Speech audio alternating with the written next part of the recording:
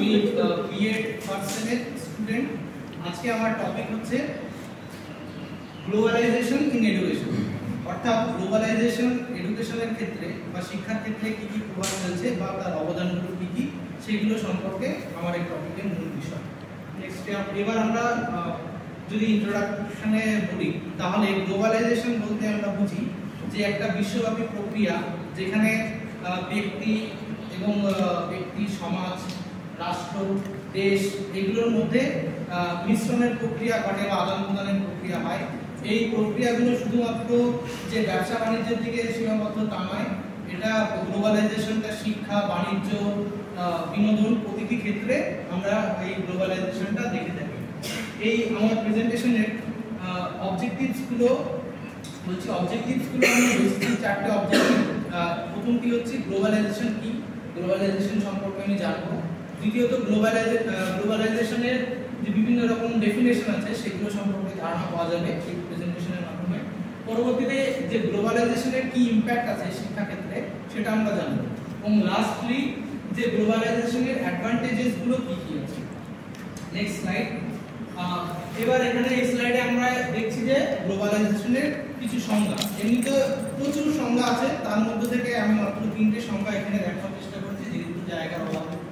তো socialist Martin অ্যালব্রো ও Elizabeth king globalization নিয়ে বলেছেন যে একটা প্রক্রিয়া যেখানে মানুষ পৃথিবীর অন্যান্য জায়গার সঙ্গে ইন্টার কোঅপারেট করে এবং একটা বিশ্বব্যাপী সমাজ তৈরি করে।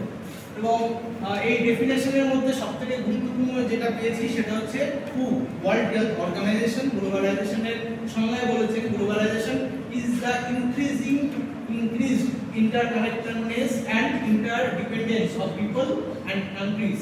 অর্থাৎ যে একটা ক্রমবর্ধমান প্রক্রিয়া যেখানে ব্যক্তি এবং রাষ্ট্রের মধ্যে যে ইন্টারডিপেন্ডেন্স মানে একটা এবং অন্যের সঙ্গে যে নির্ভরশীলতা তৈরি হয়, এবং এটা কি করে including opening the international borders and fast flow of goods, service, finance, people and ideas.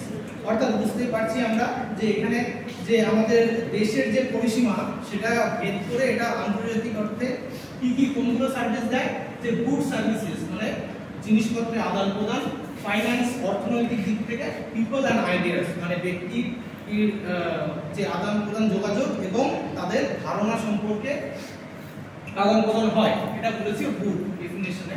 এরপর আমরা চলে যাব যে ক্যারেক্টারিস্টিক্স কি আছে গ্লোবালাইজেশনে। আমরা বিশ্বায়নের আমরা সংজ্ঞা পেলাম, এর কিছু ক্যারেক্টারিস্টিক্স দিয়ে আমরা বুঝতে পারি, বৈশিষ্ট্য দিয়ে। ইন্টারকানেক্টিং বিটুইন কান্ট্রিজ অর্থাৎ বিভিন্ন দেশের মধ্যে যে সম্পর্ক বা যোগাযোগ, এটা গ্লোবালাইজেশন বা বিশ্বায়নে আমরা দেখতে পাই। এবং ইন্টারন্যাশনাল ট্রেড বিশ্বব্যাপী যে বাণিজ্য হচ্ছে সেটা আমরা বিশ্বায়নের মাধ্যমে দেখতে পাই। ফরেন ডাইরেক্ট ইনভেস্টমেন্ট, যে দেখা গেছে যে মূলত 19 শতকে আমাদের ভারতবর্ষে যদি কথা বলি 1992 বা 90 সালে যে ফরেন ইনভেস্টমেন্ট এসেছিল এবং তারপরে সেই সময় থেকে কিন্তু বিশ্বায়নটা শুরু হয়েছে বা আরো বেশি প্রভাব ফেলেছে। Capital market flows, migration, diffusion of technology অর্থাৎ টেকনোলজি আমরা প্রযুক্তি সবাই ব্যবহার করছি, এইটার যে বিশ্বব্যাপী প্রচলন সেটা আমরা বিশ্বায়নের মাধ্যমে দেখি। মাইগ্রেশনও দেখা যায় এবং ক্যাপিটাল মার্কেট ফ্লো আমরা দেখতে পারি গ্লোবালাইজেশনের বৈশিষ্ট্যের মধ্যে। নেক্সট স্লাইডে গ্লোবালাইজেশন ইন এডুকেশন অর্থাৎ যে শিক্ষায় গ্লোবালাইজেশন বা বিশ্বায়ন কি প্রভাব ফেলছে।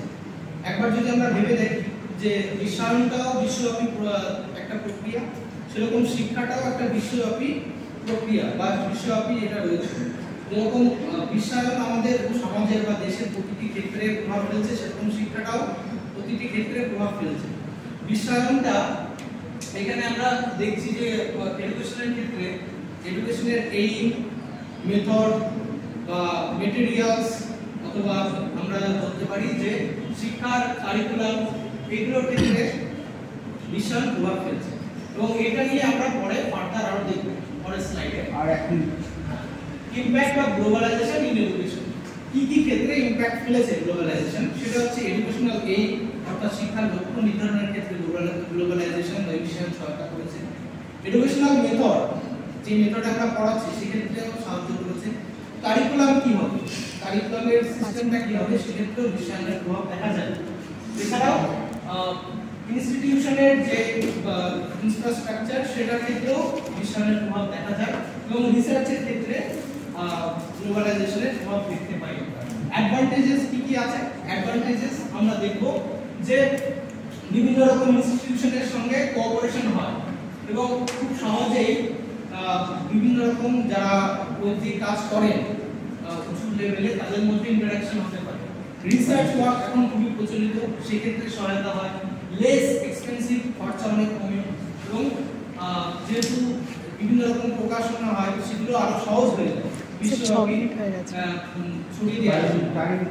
এর সুবিধা থাকলেও অসুবিধা অবশ্যই আছে, সেই অসুবিধা আমি একটু বলার চেষ্টা করেছি।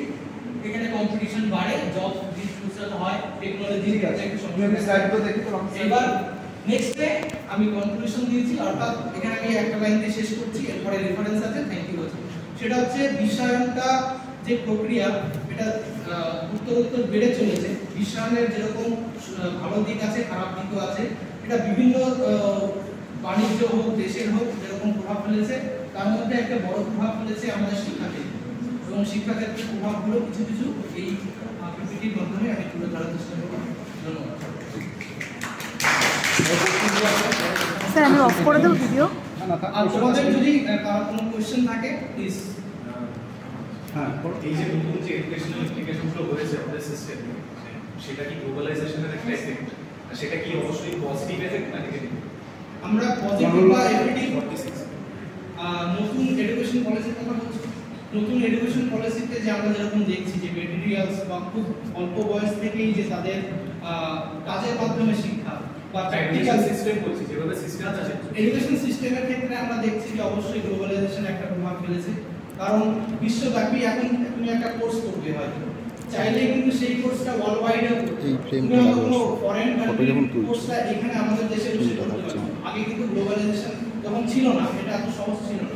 আবার একই রকম ভাবে তুমি নিজেও একটা কোনো কোর্স তুমি হয়তো কোনো ড্রামাটাইজেশনকে তুমি সারা বিশ্বব্যাপী ছড়িয়ে দিতে পারছো। তো এটা তুমি নিজে কোনো একটা কোর্স হয়তো তৈরি করলে সেটা আবার ওয়ার্ল্ড ওয়াইডে তুমি সেটা পরিচালনা করতে পারছো খুব সহজেই। এটা অবশ্যই একটা ভালো দিক। খারাপ দিকও অবশ্যই আছে, যেরকম অনেক সময় দেখা যায় ভুল ইনফরমেশন খুব সহজে ছড়িয়ে যায়, সেরকম কিছু খারাপ দিকও আছে, অবশ্যই কিন্তু এফেক্টই আছে। আমার একটা কোশ্চেন আছে, যেমন হচ্ছে গ্লোবালাইজেশন, আমরা তো গুগল এখানে এগুলো অনেক ব্যবহার করছি, গুগল লিঙ্ক দিচ্ছি, ঠিক আছে, বা ফেসবুক আমাদের কাছে বহুল প্রচলিত। চায়নায় কি এগুলো ব্যবহার হচ্ছে কি হয় না তো? কিন্তু চায়না তাহলে ওরা কি আমাদের থেকে পিছিয়ে, ওদের কাছে তাহলে বিশ্বাস পৌঁছাচ্ছে না নাকি? স্যার ওরা হয়তো ফেসবুক গুগল ইউজ করছে না, কিন্তু এটার পাশাপাশি ওরা নিজেদের অল্টারনেটিভ কিছু তৈরি করেছে, যেরকম উইচ্যাট ওরা ইউজ করে আমাদের হোয়াটসঅ্যাপের জায়গায়। তারপরে সেই জায়গায় ওরা ক্রোমের জায়গায় অন্য ওদের নিজস্ব সফটওয়্যার তৈরি করেছে। ওরা কোনোভাবে পিছিয়ে নেই। হয়তো তারা আমাদের এখানে যেরকম আমরা ভাত ডাল তরকারি খাচ্ছি, ওরা হয়তো সেখানে চাউমিন বা রুটি দিয়ে কাজ চালাচ্ছে সেরকম। অর্থাৎ ওদেরও কোনো না কোনোভাবে সেই অভাব। উদাহরণ আসতো না, যেমন হচ্ছে আলিবাবা।